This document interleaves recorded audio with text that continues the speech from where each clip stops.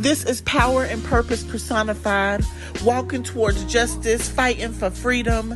This is speaking now, empowering the next generation to know how to live with confidence and precision, to move with mastery and meaning. This is a spirit that is free, traveling one coast to the next, escaping the comforts of home. This is finding new friends and exploring the warrior within to destinations amazing, to destinations unknown. This is what it means to keep pounding, to cheer for the home team without hesitation. This is love and life, success and sacrifice. This is Yolanda Trotman, and this is The Conversation.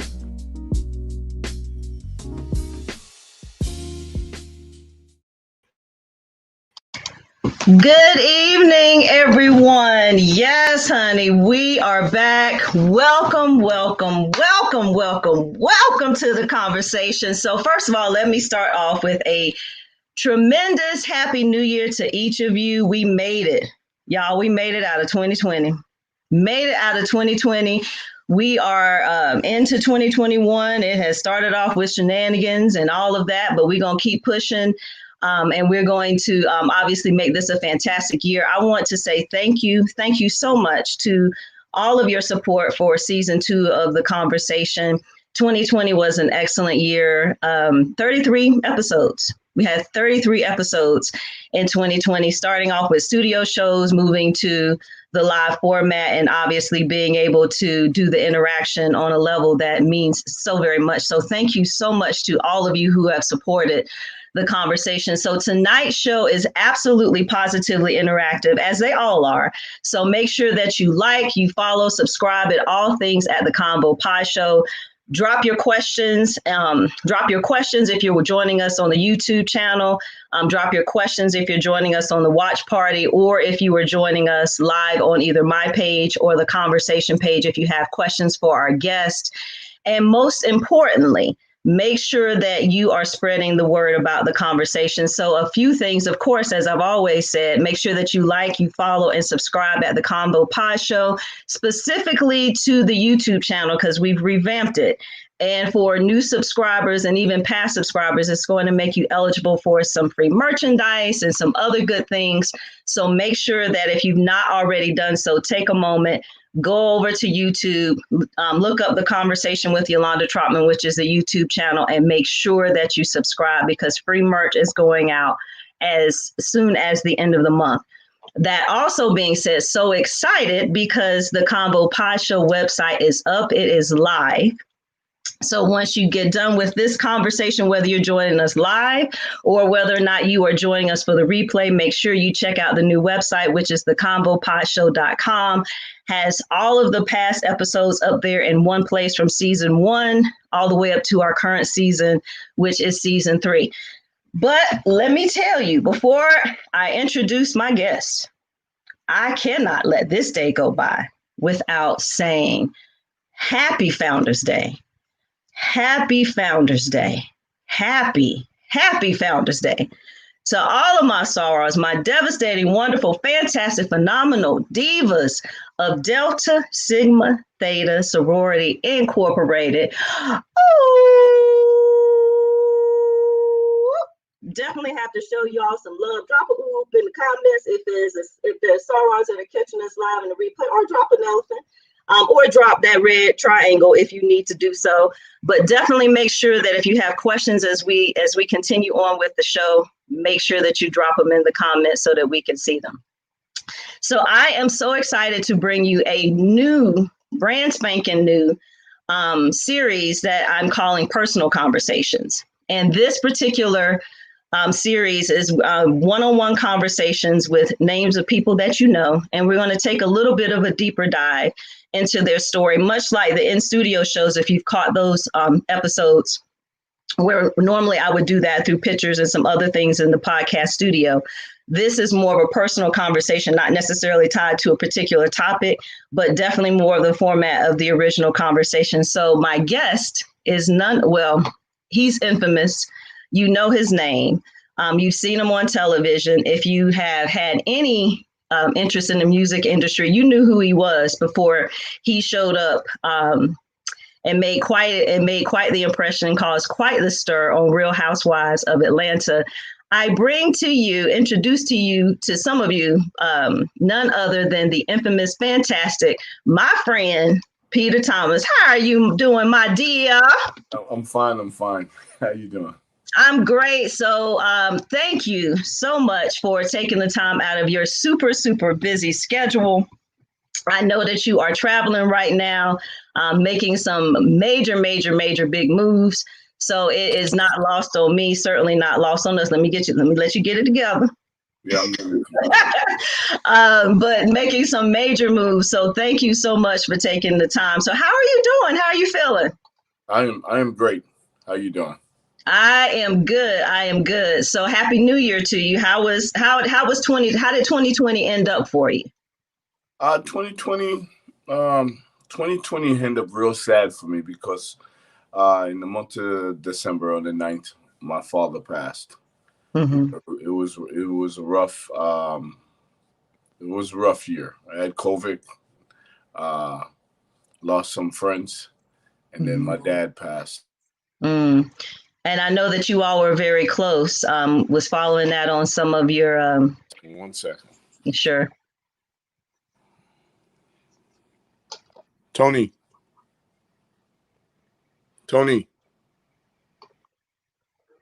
I don't think I could. She's calling me, but hold on. I gotta text her. Hold on 1 second, okay? Okay. 1 second, Yolanda. I apologize.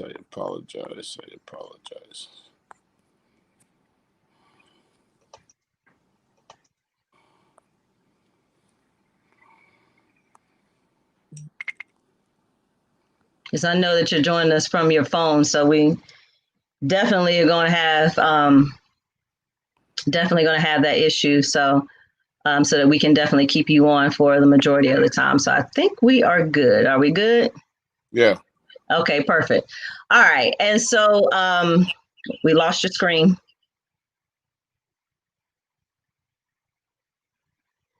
Let's text her. Are you there? We are here, but we lost your audio. We lost your video.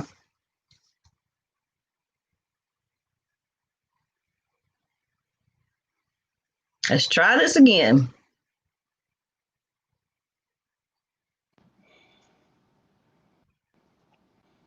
We can hear you, but we can't see you.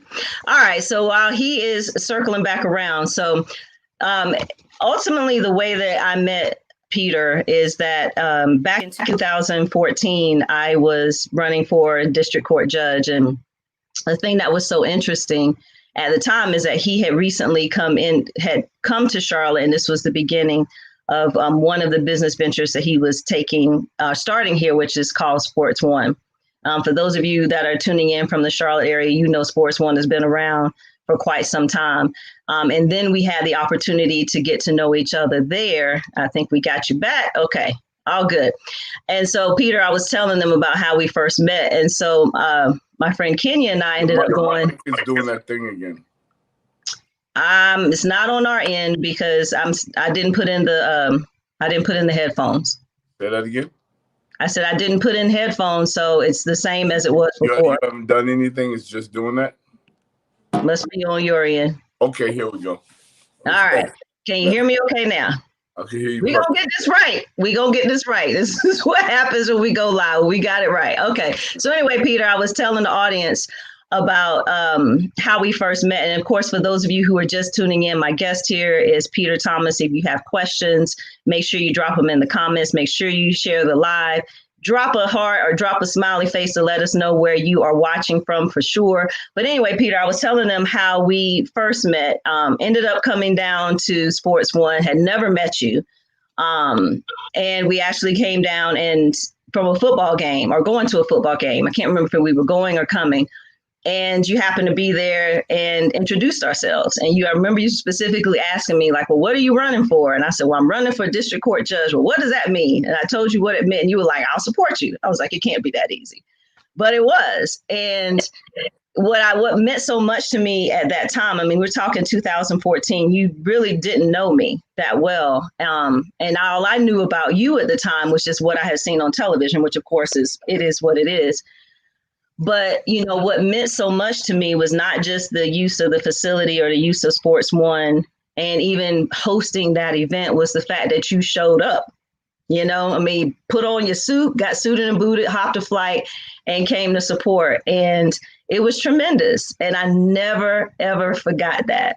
So, and I think that's kind of part and parcel of our friendship over the years is, I mean, without question, you offered your support and continue to offer your support. So for those of you joining us who may not know Peter, obviously most of us know you from Real Housewives of Atlanta fame when you became a part of the show. But most people don't know, where you're from and how you ended up getting into the music business, which, if I'm not mistaken, that's where you really started and had your name certainly from the very beginning, before reality television even became a thing. Is that fair to say?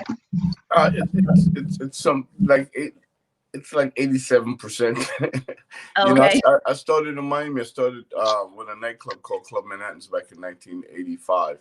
Mm-hmm. And I was 25 years old when that happened in Miami. And, I started booking a lot of New York acts, started booking a lot of Rush Management, Def Jam acts.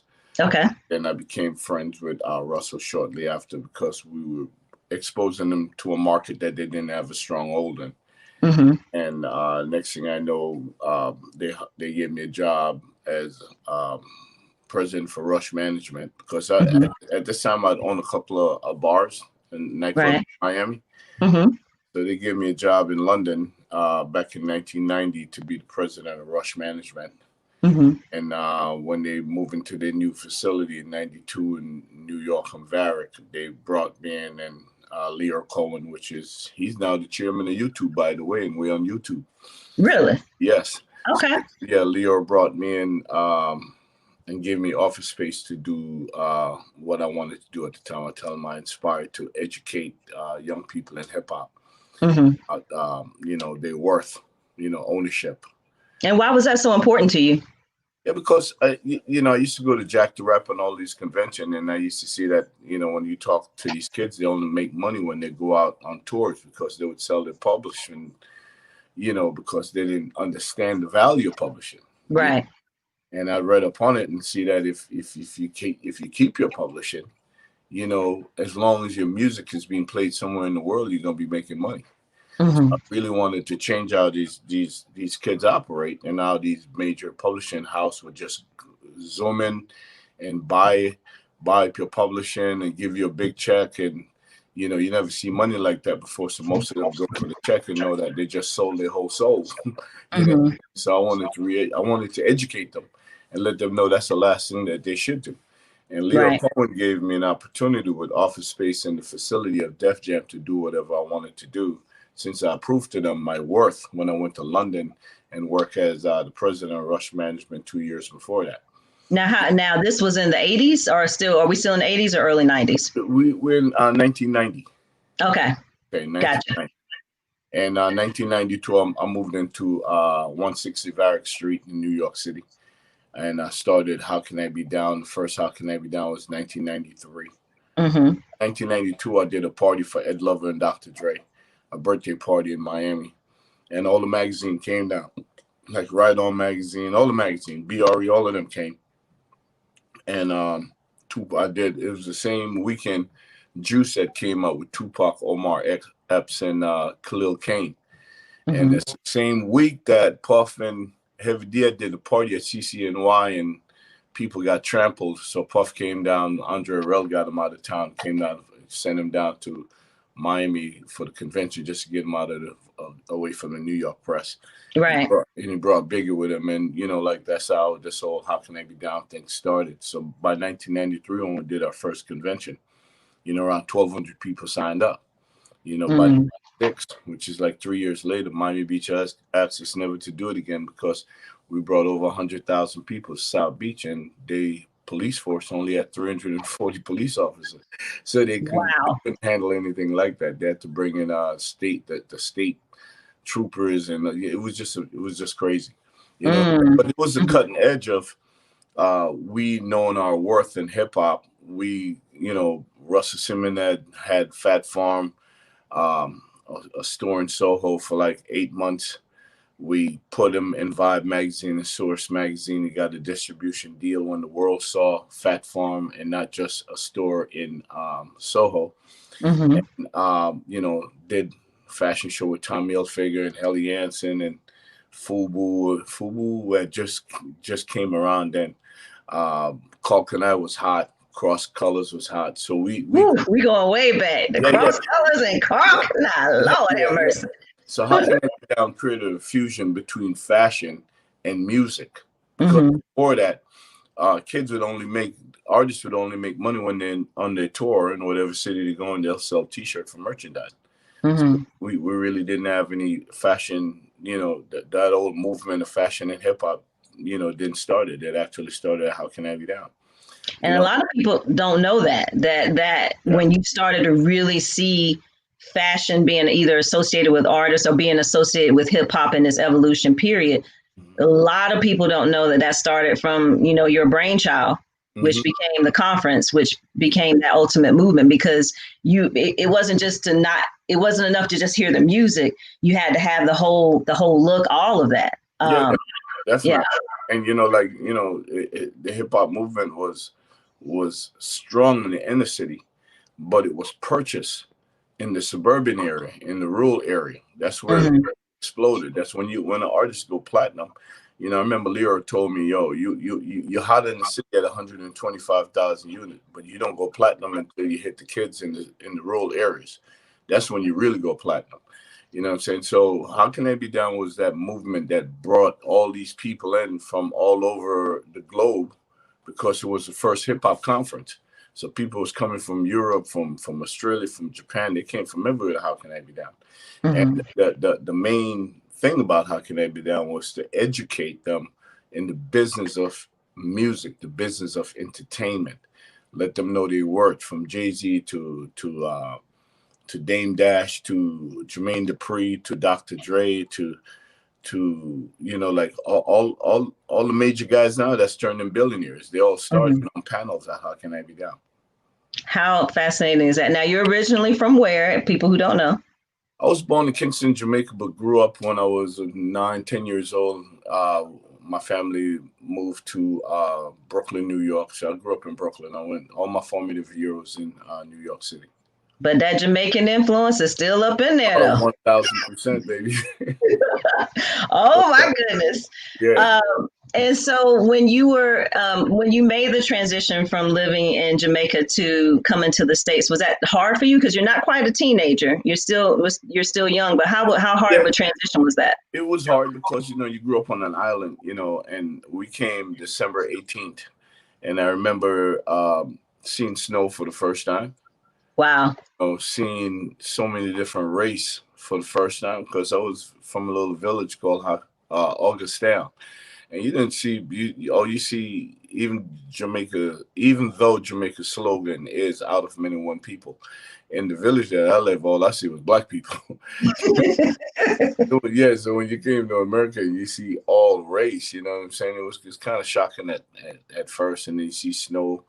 And, you know, like, these are things that you know, you probably have one house in the whole village that had black and white TV, you know what I'm saying? And you used to go over there and watch it, you know.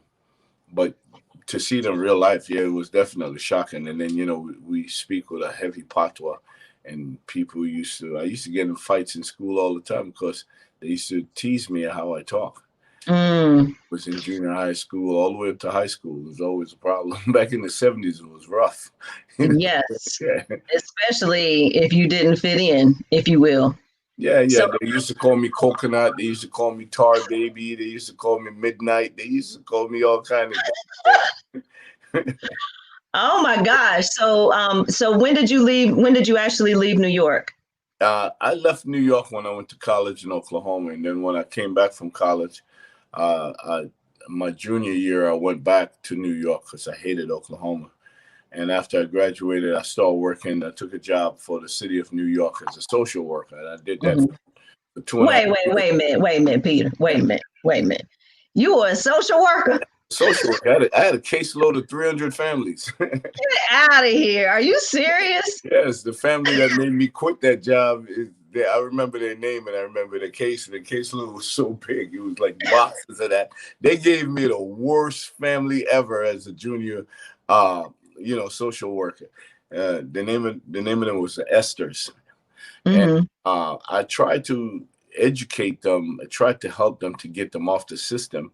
And I Mm-hmm. remember their grandmother came up there and cussed me all the way out because I was messing up her checks.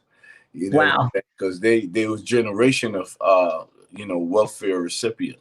Mm-hmm. They made a lot of money, like 18, 19 people in that family. So them checks was Mm-hmm. huge. You know what I'm saying? And she just tell me mind my business and leave them alone because they've been doing this for generations. And I like, yeah, I can't work this job. You know what I'm saying? And like I hit the streets and then I went down to Miami and I opened a shoe store and that was doing well, but that's not what I wanted to do. And then, I started promoting a club called Club Manhattan's back in 1985. And, like it hit 6 months later, I bought the club and I never looked back. I've been in that industry since. So, but how do you make the transition then from working as a social worker to becoming an entrepreneur? I just hated going there. I was 23 years old. I used to go there, and the average person that sit around me was like 45. Mm-hmm. And they've been there for 20 years, and I'm looking at them and know that this is not what I wanted to do. Mm-hmm. So one day I went to work, and I just couldn't hit the clock. You physically have to hit the clock. Mm-hmm. That ching when you hit the clock when clocked in. And I couldn't do it. And I drove my car to Kennedy Airport. I wanted to go to LA because I wanted to get in the music industry, television industry, not knowing that it was right in my backyard. I missed that flight, and I ended up going down to Miami. And when I get to Miami, I had to find a job. And like when I buy the Miami Herald and look in the classified, when people actually used to do that. Yeah, young folk don't know what that means. Yeah, I know. Wendy's was hiring, and at this point, I didn't finish college. I had my associate at that time, and as an associate degree, they give you a job as an assistant manager. So I went. Mm-hmm. I took the job. I did that for 2 years, and before I realized I can't do that either, I went back to New York and worked construction with my dad. Mm-hmm. And I'm saying save up enough money, and then went back to Miami and did the club thing. Yeah. And so making that move from New York to Miami, how tough was that? Was it a tough transition or not so much? It wasn't difficult for me because, like I like to move around. A lot of people, in the African American community, I would say 80% of them are born, live, and die 30 miles radius.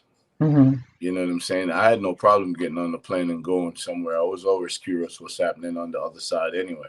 When I Right. graduated high school, I went to Europe. I did backpack Europe for like almost 7 weeks. Mm-hmm. You know what I'm saying? Just trying In to the 70s. Yeah, seeing the world. Yeah, that's real right there. Yeah.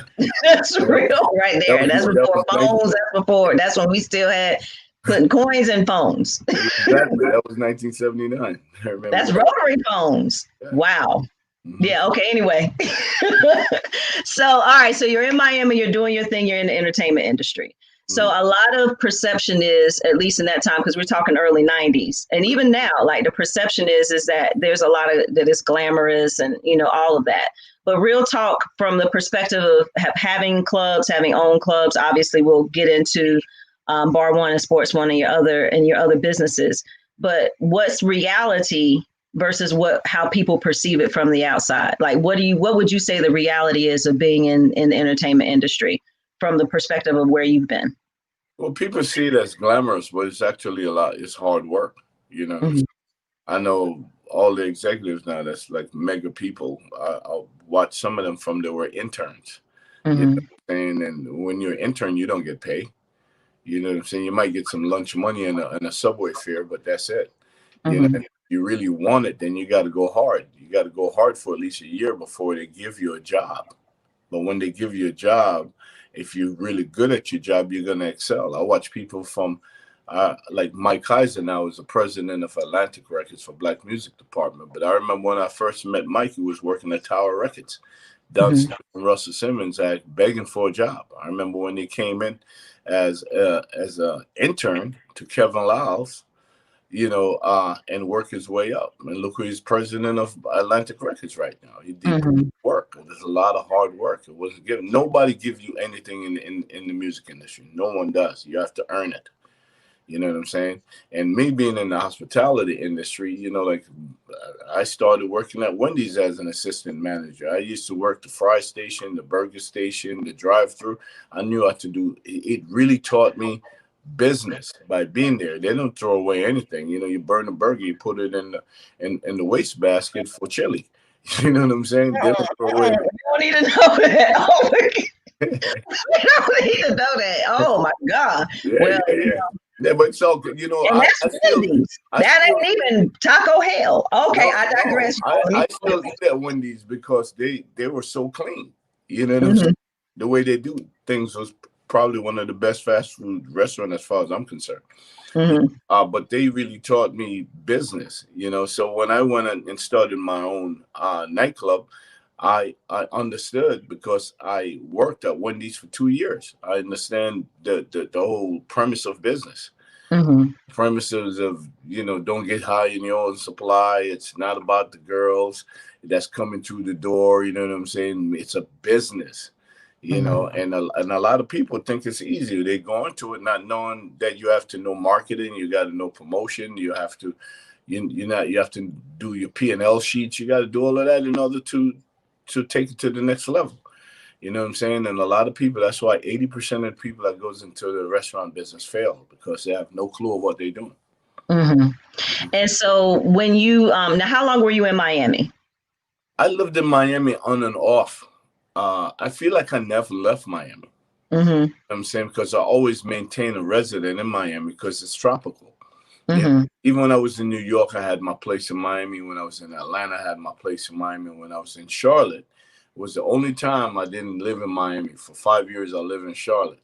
I missed it so much, and I was so successful down there that I went back to Miami and opened bar on Miami Beach, and the success came like that because I knew what I was doing, so it wasn't difficult for me. And so for those of you just joining us, make sure if you have questions or comments, make sure you drop them in the comment section so I'll see them if you want to say, hey, throwing away. Sherlyn, Antoine, Veronica, Tracy, all of y'all who said hello. How are y'all doing? Definitely. So let's switch gears for a second, Peter. So how is it, because blogs tell us one thing, but we want to hear, I want to hear from you, and I'm sure the audience wants to hear from you, like two main questions. One, how did you and Cynthia meet? And then of course, how did that becoming, how is it that you became involved with Real Housewives of Atlanta? And we'll jump into that for a few minutes before we move on. Oh. Okay, good. Cynthia and I met before we actually started dating, 17 years before that, on a plane flying from Miami to New York. And Leor, who I mentioned earlier, we was in first class, and she was, and he switched seats with her for me to sit beside her. And I met her briefly when she was dating Russell, probably, years before that. And in 2007, I was building Uptown Restaurant and Lounge in Atlanta. And a friend of mine was living in Atlanta that used to model Ford Model Agency. And I was looking for an automobile, and she said Cynthia had a Range Rover at her uncle's house or cousin house that she wasn't using. She didn't want to bring it to New York because it cost so much money to park it there. And she had just moved back to New York from Houston. So I said, get in touch with her. I know her. So get in touch with her, and she called her, and we got on the phone, and we made an arrangement. Got the paper drawn up through the attorney for me to take over her car and make the payments. So I just went ahead and paid it off. And while I was talking to her, she wasn't dating anyone. She was in Vegas doing her 40th birthday. And we started talking, and, it was friendly. And like 2-3 weeks of that went on. And then I went to go see her, and we started dating. Yeah. And so when you decided to join the show, was it what you expected? Nah, I didn't know anything about the show. It was 2009. One of the marketing kid that worked for me at Uptown told us about the show. Told me about Mm-hmm. the show, and he said, "Yo, you should be on Atlanta Housewife because it's a popular show. It's blowing up." And I believe they're on this. They had just finished their first episode and they were on the second episode. Mm-hmm. And I wanted to look into it, and then I brought it to Cynthia and tell her this is something that you should do. Because at that point, her modeling career was declining. Mm-hmm. 40 years old, they're like models being 16, 17 years old. Right. And so she had a long run. So we look into it, we talk about it. The producer came over there, and then they knew who she was because she was extremely successful in the modeling world. And they knew who I was from How Can I Be Down in Def Jam. Mm-hmm. And they thought it would be breath of fresh air for their show that's entering in the second season on Bravo, and they signed us on. Mm-hmm. And the rest is history. Was it what you expected? I always approach those things as business, but you learn real fast because like you tape for 18 hours and then they only use 3 minutes of it, and then Right. it's the worst 3 minutes of the 18 hours. You know what I'm saying?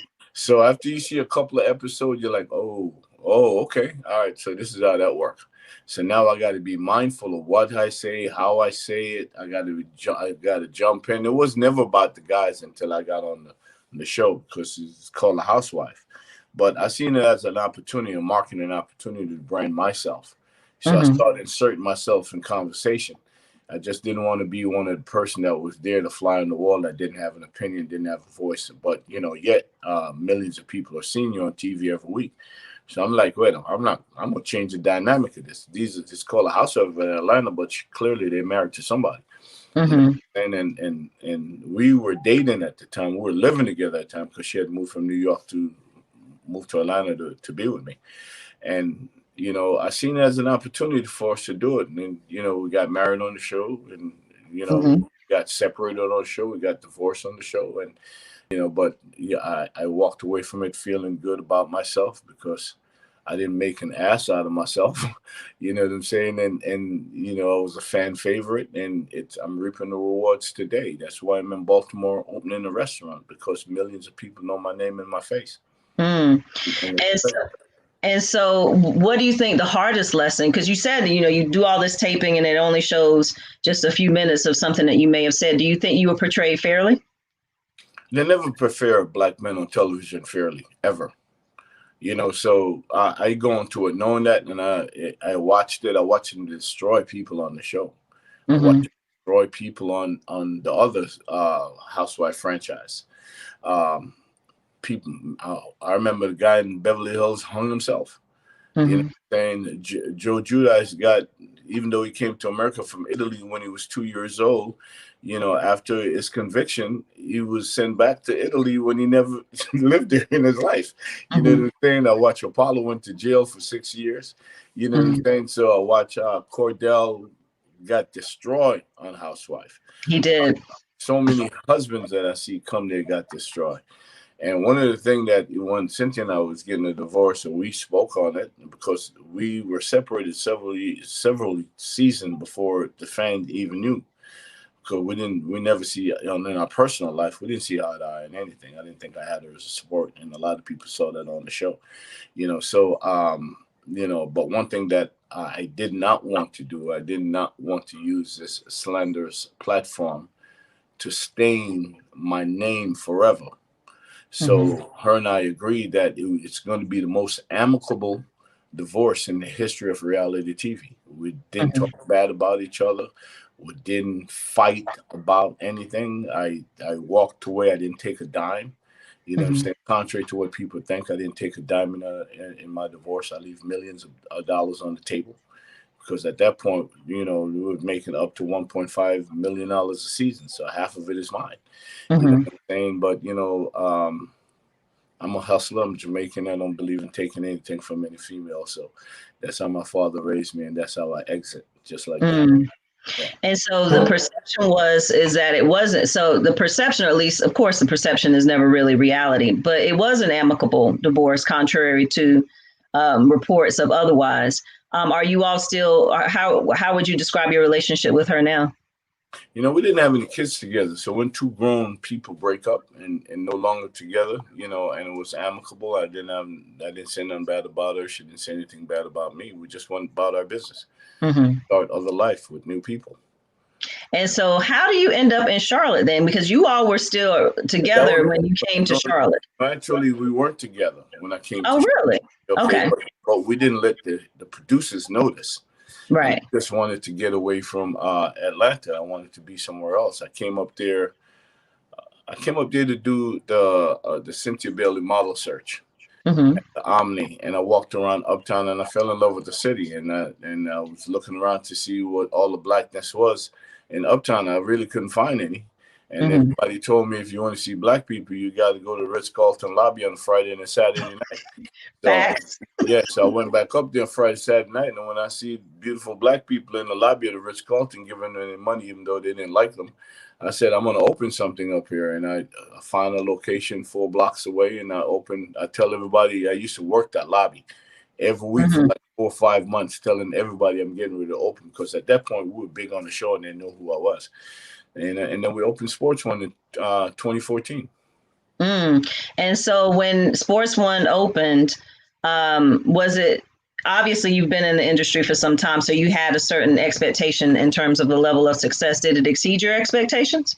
Yes, it did. Sports One was a hit from day one. It definitely was.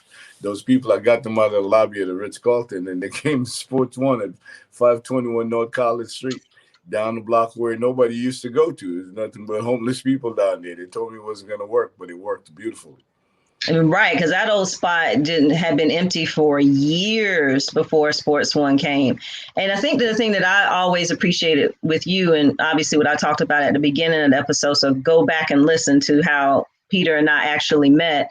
But you still continue to support, even with my line sisters after we crossed. You know, I was like, "Hey, can we have the spot for our party?" And it was an easy yes. And I remember when you post on your IG when we were strolling, and it was like 50 of us, and we took over the whole spot. And so you've always been, you know, successful as far as business side, but you've always never hesitated with me and many others to just you know, to give back and to help out.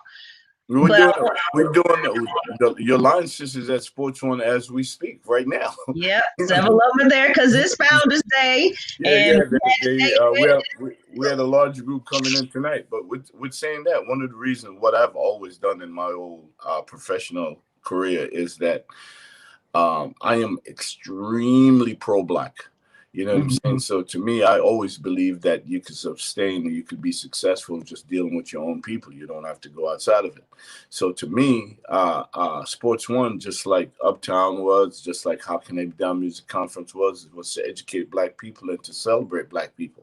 You know what I'm saying? I knew that we could do a venue for, you know, for quality, you know, in Uptown Charlotte that was seeking a venue at that time, and I knew it was going to work. You know what I'm saying? And if you do it with certain class and certain grace and certain style, they're going to come. Like-minded people always want to be around like-minded people, and that's what Sports One was. And so that's what Sports One still is. today. I gotta take a point of personal privilege because a couple of your favorite people have chimed in, and you got to get them the shout out. So Vicky, I call her Veronica. I didn't know that was Vicky. Hey Vicky, hey girl. Antoine, Omir, all of them saying hey, because we haven't seen you in forever, other than what we've seen on Instagram. So tell us why or how Bar One Miami started, because it with all of the success of Sports One. That was a big risk to then go open up Bar One in Miami. Actually, it wasn't. It was a big risk opening Sports One in Charlotte because I knew really. I knew nothing of Charlotte. You've never been there before. Miami is where, you know, like that was where my bread was buttered from day one. You know, Miami is like going home to me. You know what I'm saying? I know that market like the back of my hand, so it wasn't difficult. And the landlord that I'm dealing with in Miami that gave me a waterfront property, which black folks don't get waterfront property. You know, he knew the quality of person that I am. It wasn't the first time I'm doing business with. I actually have done business with the Robbins family for 25 years. Mm-hmm. So when I saw that property right on the water and it had his name on it, I called him immediately and he said, "What do you want to do?" I said, "I want that spot on the water." And he said, "It's yours. Just bring me this and it's yours." You know, Mm. and it's a great Jewish family. And a lot of people don't know it. I opened the first black club in the history of Miami Beach in 1988, Fifth Street. Okay, and then I opened the first upscale black restaurant in the history of Miami Beach because from 1915 to 1973, they didn't allow blacks to live on South Beach. They didn't allow blacks to Wow. swim in the water. They didn't allow blacks to stay in hotel. When Sammy Davis Jr. and the Rat Pack used to be over there jamming at the Tropicana room at the Fountain Blue, you know what I'm saying? When Dean Martin and those guys and Frank Sinatra's going upstairs to their suite, Sammy had to get in the car and go back to Pork and Beans across the bridge because he wasn't allowed to sleep there. Wow. You know what I'm saying? I remember the first time I walked into a venue that I wanted to turn into a nightclub in 1984 on South Beach, and with the same landlord, by the way, who came years later and bought that building. And I remember checking out the plumbing, and I went to the bathroom, and it was a McCormick's, like a Woolworth, and it wasn't used for like 20 years. Miami Beach had a downfall for like 20 years when nobody went there, and it was just old people in folding chairs. Until Did you say old people in folding chairs? Yes, it's like a Jewish retirement home. You know what I'm saying? The Jews in the Northeast used to send they family down there for sun and you know that's where they would fade, you know, die. You know, so if you Folding chairs, though, Peter. folding chairs, yeah, we used to fold the chairs, go outside, sit down, talk about each other, and then at the end by nightfall they fold it and they take it back upstairs. When I went to Miami Beach in '84, I would be there for a week before I saw 5 black people. Wow. They never used to go there because they weren't allowed to cross the bridge. You know, so when I was told that by Jerry Rushing, which was co-owner and general manager for WEDR, #1 radio station in Miami for the last 40 years, I was blown away by it. I needed to change that, and we opened Fifth Street in '88, and then Luther Campbell came and opened Luke's across the street from me. So it was major impression for the first time ever in the history of Miami Beach. When you came over the bridge off of 395, drive right into Fifth, the first thing you would see at the second light is a bunch of black people on both corners because Luke's is on one side and Fifth Street is on the side, my venue. You know, and 5 out of 7 venues after that was with the Robbins family. By the way, what I was telling you about McCormick, when I went in that bathroom, there was a sign that says, "No Jews, no blacks, no dogs." That blew me away. Okay, when I was talking to my landlord and we were talking about the history of Miami Beach 2 years ago, and I told him about that sign. He said, "I got that sign in my garage. I took the door and put it in my garage, and that's the reason why I bought that building." You know what I'm saying? Mm-hmm. All right. And back in 2000, 1999, he had the same building. I went back in there and opened a venue called Barcode with Club Zeno upstairs. You know, Benzino from, you know, the reality dude, the dude who used to co-own Source Magazine. You know what I'm saying? So we just wanted to be changed. We wanted venues on South Beach where they told us that we couldn't hang out, we couldn't play. We wanted venues for black people to come over there, hang out, and play in black venues, not white venues. You know what I'm saying? And ironically, I left. I opened a restaurant in 1996 called Savannah's that came second place for the James Beard Award and Best Design Restaurant in Interior Design Magazine. Oprah Winfrey, Stedman, Gail, Calvin Klein spent New Year's Eve with me, bringing in 97 from 96.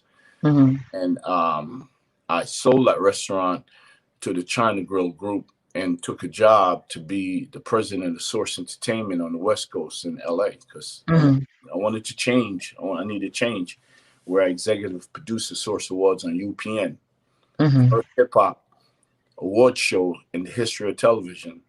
I executive produced that show way before BT came around with their little hip hop show. Okay. All right. So with saying that, Put some respect on your name tonight. yeah, they better did. They better do. You know what I'm saying? A lot of people don't know my history because I don't walk around bragging about it. You know what I'm saying? But, you know, like that same venue, when I sold that venue, 23 years later, I went back to Miami Beach with Bar One, and there was no upscale black-owned restaurant on South Beach since I sold that venue for 23 years. Oh, wow. You know what I'm saying? Until I brought back Bar One on Miami Beach. Mm. Yeah. And so when you so it, for you is like coming home, obviously, when you came back to Miami. So how did COVID hit? We know I'll get to in a second, like what you had to deal with having COVID yourself, but how did it really impact your business initially? Did you go through the same scary period that many of us did when everything was shut down? I went through the same scary period that the world went through. Every small business owner in this world was affected by it. You know what I'm saying? It wasn't an American thing; it was a global thing. Right. You know, when they shut down on March 16th, and there's no inside or outside dining, just pickup only. You went from doing X amount. You went from doing, say, I'll just give you a number, 100,000 a week, to doing $3,000 a week. You know what I'm saying? You have to let go all your employees and just hold on to the ones that you can't replace. You know what I'm saying? And eventually, a lot of people couldn't even do that because they didn't. Their brand wasn't built for on Grubhub and all of those food companies, DoorDash, all of that, because those companies take 20 to 25% of whatever you're selling that product for. Right. So what's left over, you barely could pay your bills. So a lot of those restaurants failed. You know what I'm saying? This restaurant that's been in New York for 30, 40 years that you will never see again because they failed. They're gone forever. So I was affected by that big time. But, you know, my landlord also had faith in me because he have dealt with me for years. So, you know, he knew that the bailout was going to come. He knew PPP was going to come. He knew the SBA was going to come. And as soon as it came, I gave him his money. Right. And I got sick during that period, you know, because of course, let's talk about that because you did share a lot of that on your IG page about what you went through when you contracted COVID. What month was that? That was, I believe I got it in April or June. So you got it early on. No, I think it was May that I have it. Yeah. Okay. Yeah. So for people who still think that is fake, it's not real. What was it like for you? I was one of those people think it's fake. It wasn't real until it hit me. And it hit me hard. You know, I was home. I didn't want to go to the hospital because, you know, I just feel when you go to the hospital, they just want to kill you. You know, so I refused to go to the hospital. And a friend of mine she had work at South Miami General, and she's a doctor. She had just got the job in Miami. She was in Annapolis, Maryland for like 18 years. And then she had just moved to Florida when this thing came about. So her and a couple of nurse friends of hers would come to my house to treat me. You know, if I didn't have a personal friend, people saw it in me in my bedroom and they thought I was in a hospital room. They thought I was in a hospital suite somewhere. But it's actually my friends that was helping me out, you know what I'm saying, to make sure that I didn't die. You know, they would give me shots in my stomach every day to make sure that my blood didn't clog and go my arteries and cause a heart attack. You know what I'm saying? They would put me on IV to give me all the vitamins that my body didn't have, you know, just to get me back up and strong. It took like 3 weeks. You know, it was the worst headache pain, the worst stomach cramps that you could imagine. I was just... I didn't even thought I was going to come out of it, to be honest with you. You know, and then if they weren't there, I wouldn't have come out of it. I would have been dead. You really think so? Yeah. Well, without them, there's no way I would have made it. I promise you, I wouldn't have made it. Yeah. And so, what was the worst symptom for you that you had to fight through? Mine was more abdominal. So, like, you know, it's like throwing up. I couldn't get up. I was too weak to get up to go to the bathroom. So, your picture want to go to the bathroom, I live alone. You know, what you gonna do? You know what I'm saying? My friends will come and take care of me. You know what I'm saying? They would get me up, put me in my shower, bathe me down, put me back in bed, the whole 9 yards. Yeah. It was So you bad. didn't have the major respiratory issues. Oh, Yours was mostly. I'm glad I didn't, because I wouldn't have survived. I was asthmatic as a kid, so that wouldn't have worked for me. That would definitely wipe. I would have been gone. Mm. Okay?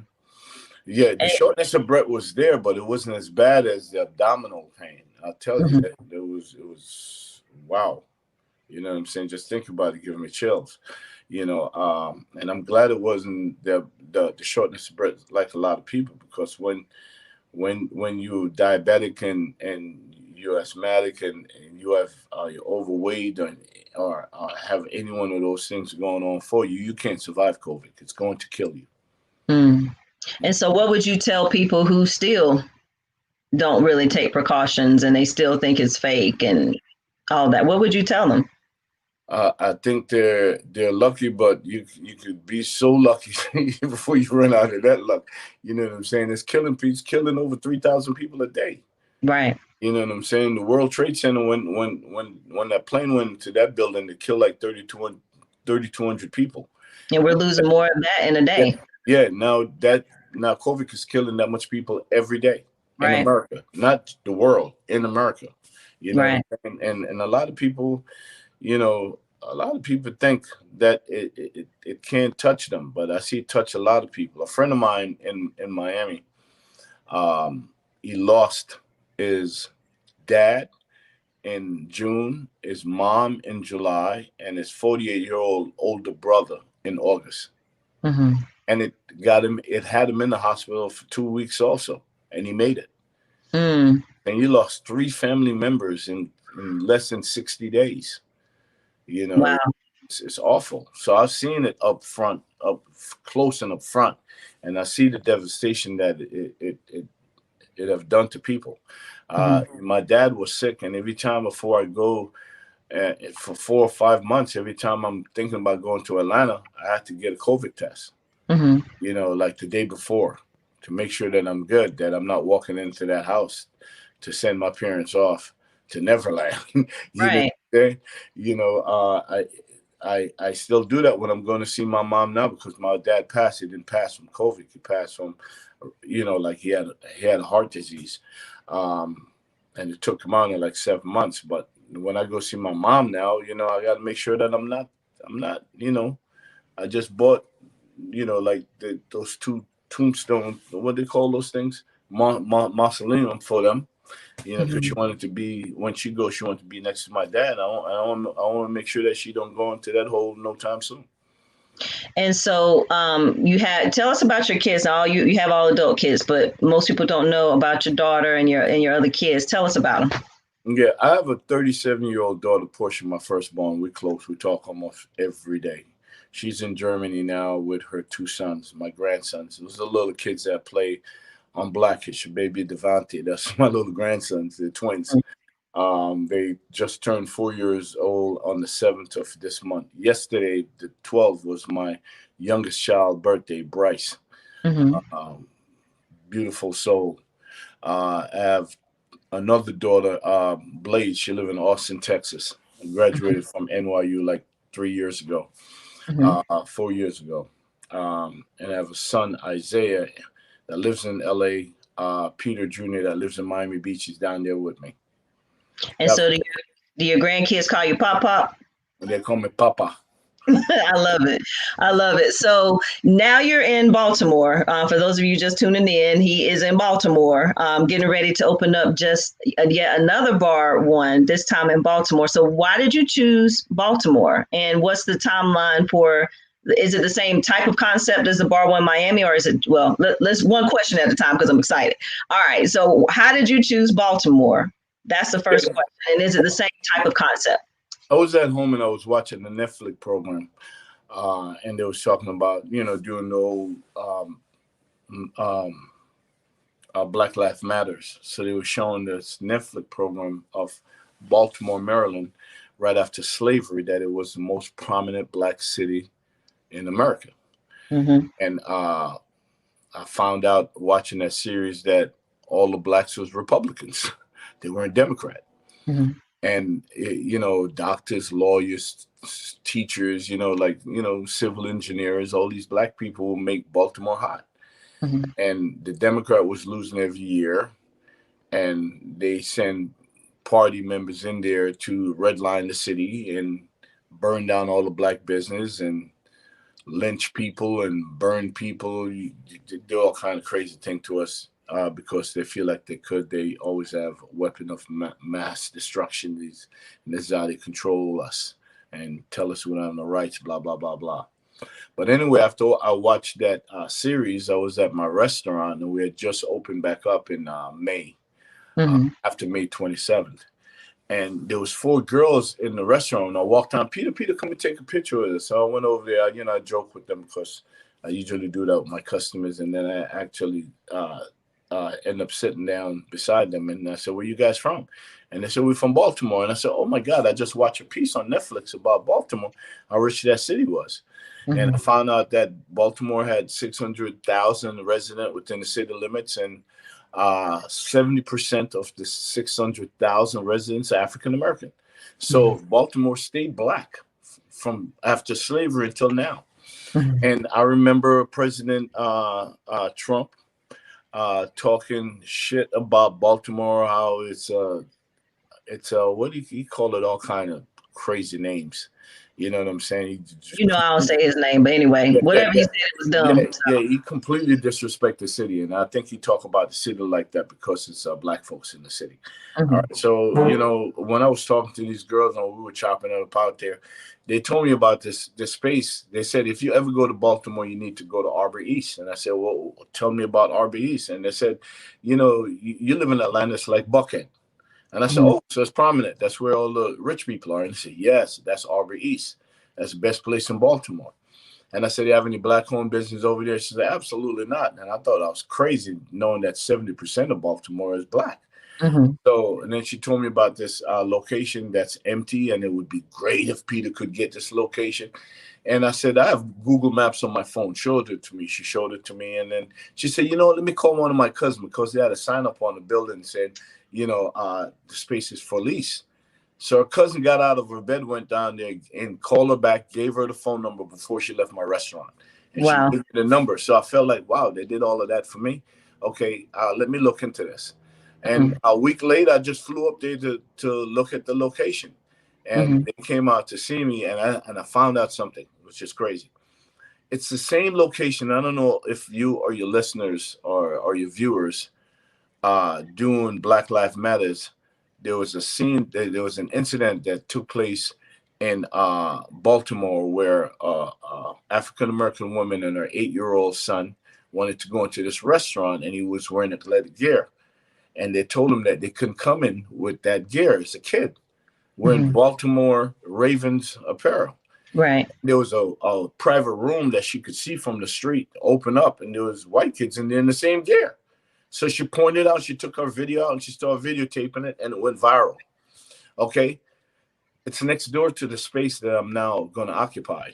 And I believe the reason why those people were so willing to jump on it, well, first of all, I qualified, but they celebrated. As a matter of fact, they put out a press release today that Peter Thomas, former on RHOA, have restaurants in Charlotte and Miami Beach, is bringing his concept to Arbor East. That press release went out today.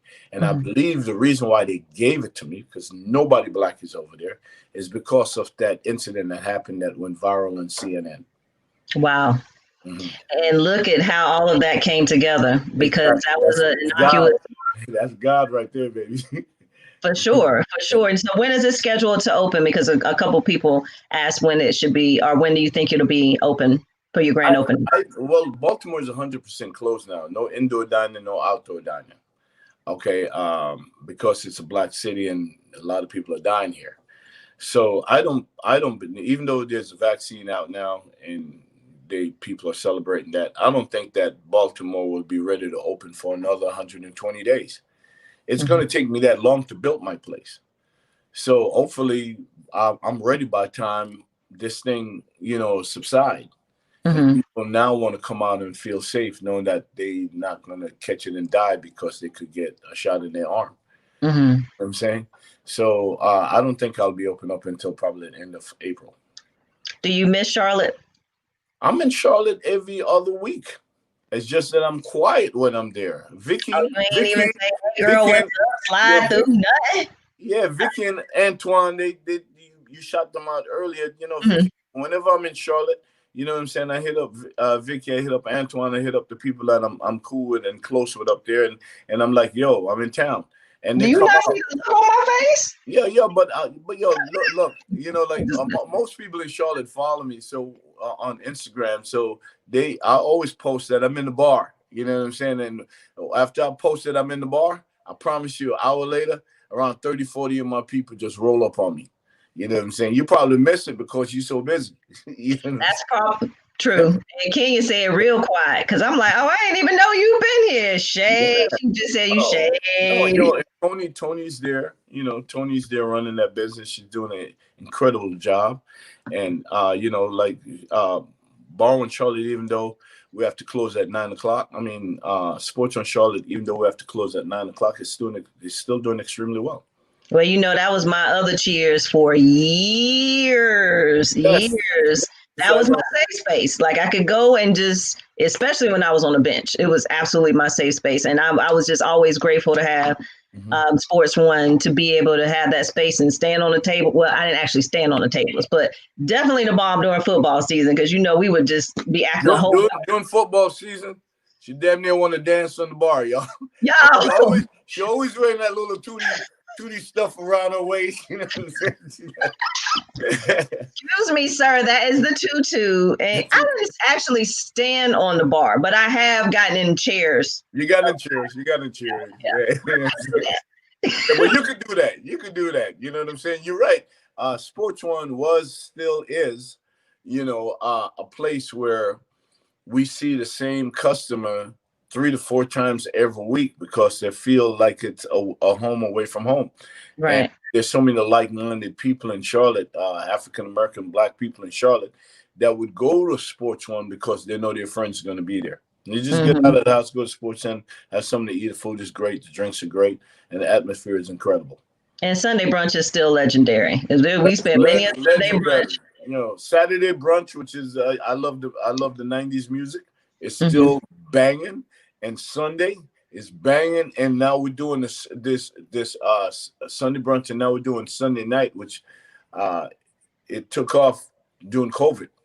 Mm-hmm. When they opened it back up, I mean, it just took off. People want to get out of their house. It's Sunday night, boom, the numbers just went through the roof.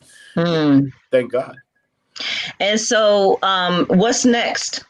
So we know Bar One Baltimore is coming. Oh, but you said about 90 days or so, about 3 months from now. Around 3 to 4 months. Yeah. Okay. And Atlanta's coming by October. Okay. And so is that the goal to expand the franchise? Or are you looking to do some other things as well? No, you know what? This is working for me, and I'm really good at it. So I'm gonna stay with it. But I have my coffee business that I'm getting ready to push also. Jamaican coffee, yes. Yeah, my rum. Yes, it's about time you kind of teased us with it, and then it was like, well, we have it. It's still sell online, and I'm coming out with the Jamaica rum cake right now. Wait a minute, Peter. Wait a minute. Yeah. Wait a minute. Now, the rum cake, because I am a rum cake aficionado. I'm gonna have to try your rum cake. I gotta try it. Well, you need to go up to Bar One, or you need to go up to Sports One and get your rum cake because they got it up there and it's selling like crazy. Okay, I'm gonna check it out. I'm telling you, it's legendary. When you so moist and when you could taste the Appleton rum in the cake. I'm telling Mine you. is like that too, though. I remember. Oh, I see King is on top. I kind of smuggled. Oh, I'm about to tell it. I smuggled in some rum cake that I made and like slid her a little piece, and she like ate it at the bar, like out the pour. Ooh, she gonna be mad at me for sharing this story. But again, that's the beauty of Sports One and just the family feel and just feeling like you can just be yourself. Real quick, because I know you got to go. But whatever happened with Club One? Because was a whole lot of stuff floating around about what really happened to Club One. Obviously, COVID destroyed the music factory. But what's the real story? I love Club One. I built Club One, and I love Club One. It's probably one of the prettiest venues I've ever did. But Club One had parking issues in that little area where I'm in the center, and then you have the comedy place to the left of me, and then you had a couple of restaurants that didn't make it. Remember Duke? He had his Mm-hmm. restaurant that didn't make There it. was 4 or 5 places in that spot right Yeah, beside and, it. and Yeah. when you come in there, you know, the VIP parking is right there, and then everybody else is one lane going in the Music Factory, one lane coming out of the Music Factory. And, you know, like if you get there at 11 o'clock at night, it probably take 40 minutes to get in front of my club when it should only take 2 minutes. Mm-hmm. You know, I'm paying 3-4 police officers, and then they have me paying the police officers out there conducting traffic. You know what I'm saying? So it was just sucking me. And I didn't want to conform to a hip hop club. I wanted to be in the same genre of what Sports One was. You know, I built it for people 25 and over. Mm-hmm. Okay. And in Charlotte, there's no successful black nightclub that's upscale. Mm-hmm. Not the whole time I was there, you Mm-hmm. know. So I wanted to do something special, but the parking was never conducive. Was never conducive. You know what I'm saying? If you didn't want to do the valet, then you have to park 2 blocks away in the parking lot. And then girls in stilettos don't want Okay, to walk right. 2 I was blocks. just about to say that. We ain't Yeah. finna do all that. No. So it wasn't working, and it was costing me a lot of money. So I just let it go. Yeah. Give it back to the landlord. And so are you planning on doing, it sounds like you're planning on staying in this type of industry and not going back to the club industry, because it doesn't make sense right now. I would never go back to the club thing. I'm too old for that club thing. It's a faster pace, and it's built for a young man. I'm not that young anymore. You know, Mm-hmm. Nor do I want to be in a club until 3-4 o'clock in the morning. You know, so no, I would never do it again. Okay.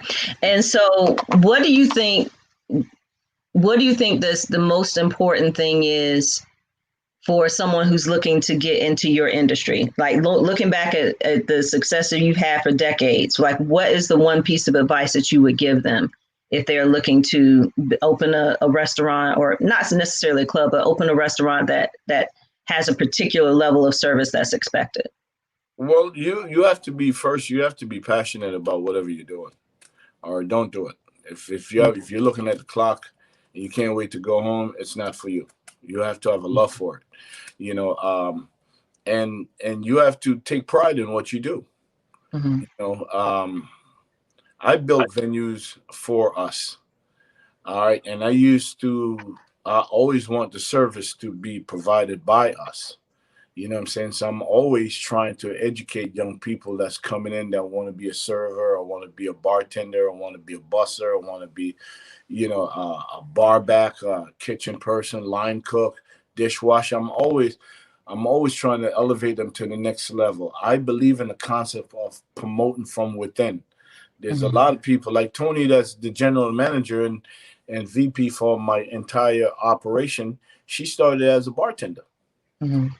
You know, and when I realized her character, you know what I'm saying, I started dating her. Mm-hmm. You know, and best decision I ever made. You know, so we tried, and a lot of the managers that work for me here and in Miami and in Atlanta, they started as bartenders or servers. And if I see that they're passionate about it and they want to be in that industry, that they one day want to own their own bar, you know, like I push them. Okay. So all of that being said, all of the businesses, everything that you have done over the years, which I definitely echo what Vicky said. You need to, I don't know why you haven't written a book. You tripping. I'm going to need you to write a book. I need you to be my ghostwriter. Child, I can't get my own thing done, but I know some people. But you really do. No, real talk. Because there's just in this little bit of time that we've had to talk, there's so many firsts and so many things that you've done that people just don't know. All they know is what they saw on television for, 2 minutes here, 3 minutes here, a scene here and a scene there. And they developed their view of you based on that without knowing everything else that you've done before that. And of course, after that. And, obviously I can certainly tell you, how you've always, like I said, more than once, like, you always going to be my dude because you've always supported, even with I Speak and with everything else. And so what is it, what I'll ask you differently. Then what are the 3 words that you think best describe you? Uh-oh. Passionate, Okay. sensitive, and I work hard. Okay. Yeah. And you think that is that something that you think people know, or do you even care that they know it? I don't care what they know. I never live my life for others to judge. I don't even read the comments when I post anything. You know Mm-hmm. what I'm saying? So the people want to leave a nasty comment, just know I'm not going to see it. You Because ain't even read. You ain't yeah, got time. I'm not going to read it. I'm not going to read it. You know what I'm saying? I'm posting to give you information, not to. I don't care about your opinion. To be honest with you, if it's good or bad, I'm just posting Mm-hmm. for people to see what I'm doing, and if they like what I'm doing. When you walk through one of my venues, notice you walking into my dream. You know what I'm saying? I'm not walking into yours. You know what Right. I'm saying? And I'm trying to give you the best experience that I possibly can give you from my dream. You know what I'm saying? And I celebrate Blackness to a level that a lot of people can't comprehend. You know Mm-hmm. what I'm saying? I'm proud of my people. I love my people. You know what I'm saying? I don't see Africans or Americans or West Indians to be different people. We're all Black people from the same place. You know what I'm saying? We all originated from Africa. You know what I'm saying? And I celebrate that every day. So, okay. So if we were in podcast studio, what I would ask you, or we would move to our where I got 3 questions. Normally there's 5. You can't think about it. Just got to give me your answer. So question 1, tomorrow you have unlimited income. You can wake up anywhere in the world where and anywhere in the world that doesn't have Rona, because nobody in this question, there's no Rona. There's no Rona. So you can wake up tomorrow and go anywhere in the world. Where would you go? Port Antonio, Jamaica. Why? It is freaking beautiful. You know what I'm saying? It's God country right there. You know what I'm saying? Port Antonio, Jamaica is absolutely ridiculously beautiful. And I've traveled the world. Okay. Yeah. What makes it? Is it coastline? It's coastline, and it's the most tropical place in Jamaica. As a matter of fact, it rains probably 60 to 70% of the time. So it's lush, it's green. You know, the water, that's where the Blue Lagoon is. Mm-hmm. You know, and you could be on the beach and it's just you and your person on the beach. You know what I'm saying? You know, I went there for my 60th birthday, October 1st of last year. And it was just incredible, you know. Okay. Second question. Mm-hmm. What hidden talent do you have that we don't know about? I could blow. I could sing. Get out of here. I can. Get out of here. Yeah, Okay, yeah. now you done open the door. Now you done open the door, No, Peter. I ain't gonna do it. I ain't gonna do it. That's a little I ditty. ain't gonna do it. But when people hear me sing, like, "Oh crap, I didn't know you could blow like that," I'm like, "Yeah, I could sing." We don't get a something. Nah, Come on, tonight. Peter. Not Not even a little. Not even a little. Okay. Yeah, Wow. you gotta come, yo. You know, like in not this week coming, but the following week, I'm gonna be at Sports One karaoke night. Come up there and let me do some Lou Rawls for you. You know what I'm saying? Snap. Okay. With the 3-piece suit on, Lou Rawls. Okay. That's what's up. We can do that. Okay. Last question then. So, and I ask this of all of my guests. So, what is the one song that you would want to have play every time you walk into a room?